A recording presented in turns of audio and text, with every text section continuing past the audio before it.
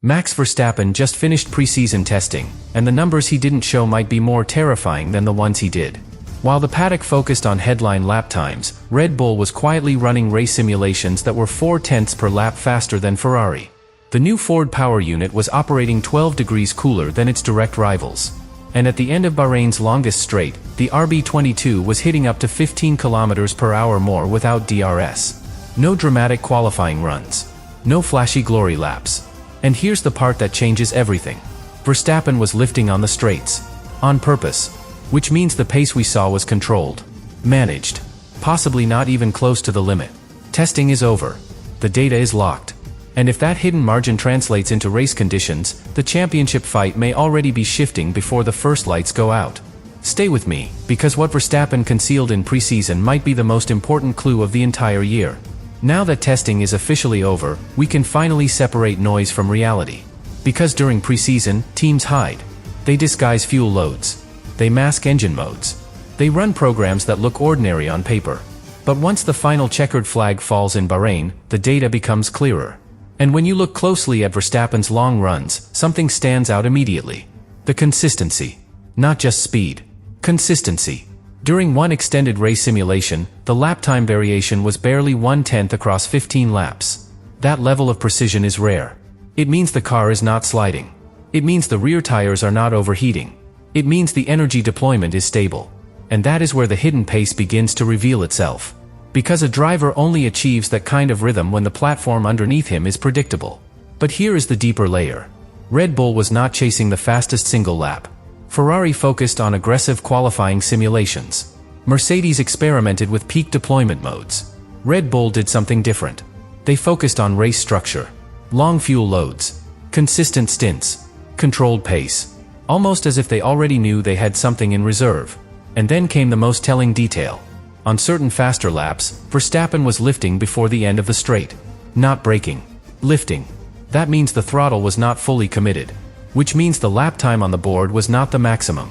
Now think about that carefully. If you are confident enough to back off during testing, it means one of two things.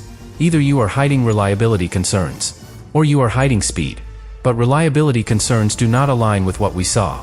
The Ford power unit ran cooler than its rivals. Temperatures remained stable. There was no visible clipping at the end of Bahrain's long straight. While others faded slightly, the RB22 kept pulling.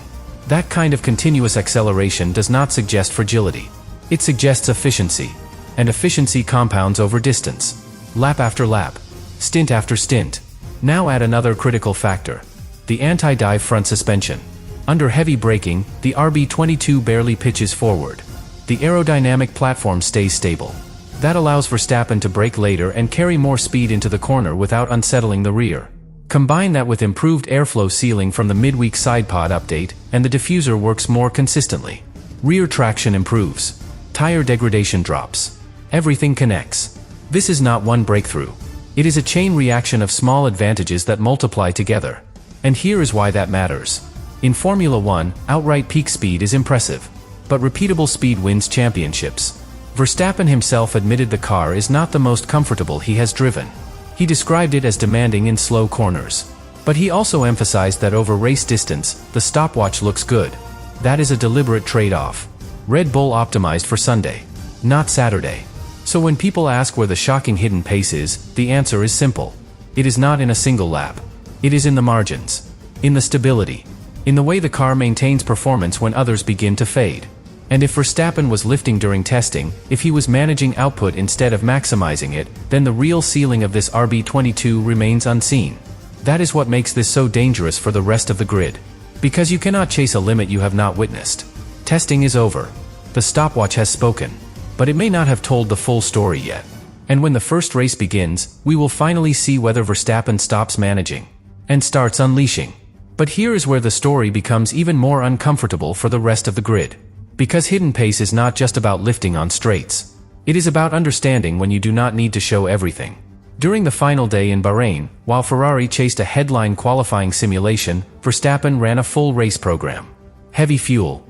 Long stints. Minimal drama. And the average lap time was sitting comfortably in the low 1-minute 37s. Meanwhile, others were hovering in the mid 1-minute 38s. Over one lap, that gap looks manageable. Over an entire Grand Prix, that gap becomes control. And control is psychological. If you can dictate the pace without stressing your tires, you force rivals into overdriving. Overdriving leads to overheating. Overheating leads to mistakes. And mistakes decide championships. Now consider something else. The RB22 did not look spectacular in slow corners. Verstappen himself admitted it feels heavier, more demanding in tight sections. At first glance, that sounds like weakness. It is not. Because Red Bull appears to have sacrificed a fraction of low-speed agility to maximize aerodynamic efficiency in medium and high-speed sections, where most lap time is actually gained. That is strategic engineering, not emotional engineering. And then there is the Ford power unit, running cooler than rivals, maintaining deployment at the end of long straights. No visible clipping. That combination is lethal in race conditions. Because when other cars begin to lose electrical assistance at the end of a straight, the RB22 keeps accelerating. That changes overtaking dynamics completely. You do not just defend. You attack. And here is the most important detail. We have not yet seen maximum deployment mode under real qualifying pressure. Testing is controlled. Teams rarely reveal their most aggressive engine maps. So if Verstappen was already competitive while lifting, while managing fuel, while focusing on structure rather than peak pace, what happens when everything is turned up? What happens when the battery is fully unleashed? What happens when he does not lift? That is the hidden layer nobody can measure yet. And this is why rivals are uneasy. Because it is one thing to analyze visible lap times. It is another to suspect there is still margin in reserve. When Helmut Marko described their race simulation as depressing for rivals, that was not exaggeration. It was confidence in the data.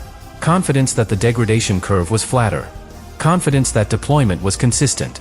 Confidence that the platform was stable under braking thanks to the anti-dive suspension keeping the car flat. All of it connects.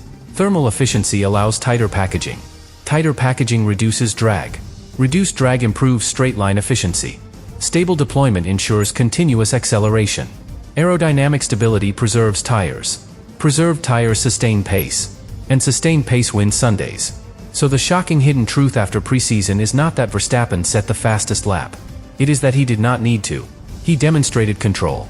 And when a driver of his caliber operates in control mode during testing, it usually means he already understands the ceiling. The rest of the grid does not. And that uncertainty is powerful. Because the first race will remove the masks. No more lifting. No more disguising fuel loads.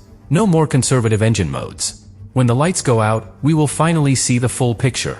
But if the long-run data from Bahrain is even close to representative, then Verstappen's hidden pace was not a bluff. It was a warning. And the championship fight may already be starting from behind for everyone else. And here is the final layer that almost nobody is talking about. Momentum. Because preseason testing does not just generate lap times. It generates belief. Inside the garage.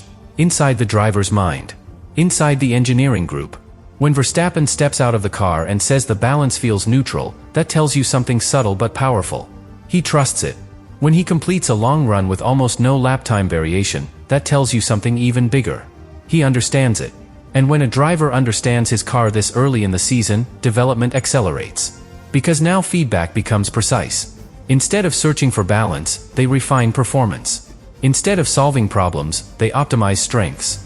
That is a completely different starting point compared to teams still chasing correlation between simulation and track data. Now think about what happens in the first race weekend. Park firm conditions will lock the setup. Fuel loads will be real. Engine modes will be pushed closer to the limit. And there will be no reason to lift on the straights. If the RB22 maintains its straight line advantage without clipping. If tire degradation remains minimal beyond 10 laps. If the anti-dive suspension keeps the platform stable under heavy braking in traffic. Then the hidden pace will stop being hidden. It will become visible dominance. And that is where this entire story circles back to something crucial. Red Bull did not chase preseason headlines. They chased structure, thermal efficiency, energy stability, aerodynamic consistency. All of those are foundations. And foundations are hard to disrupt mid-season. You can bolt on a bigger rear wing. You can introduce a new floor edge.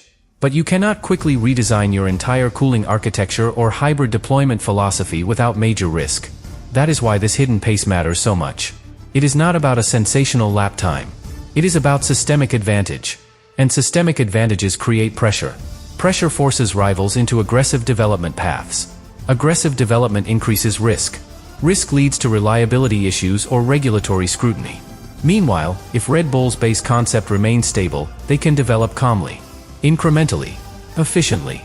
Now imagine the psychological impact if Verstappen wins the opening race not from pole, but by controlling the stint lengths and managing degradation better than anyone else.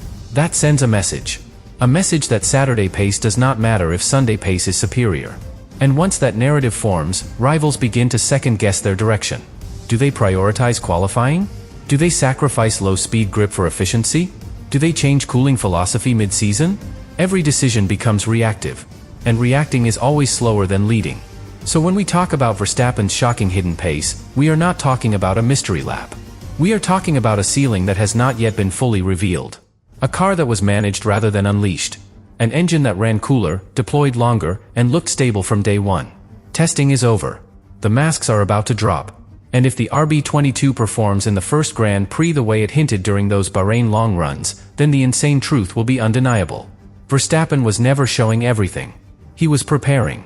And the rest of the grid may only realize how much was hidden when it is already too late.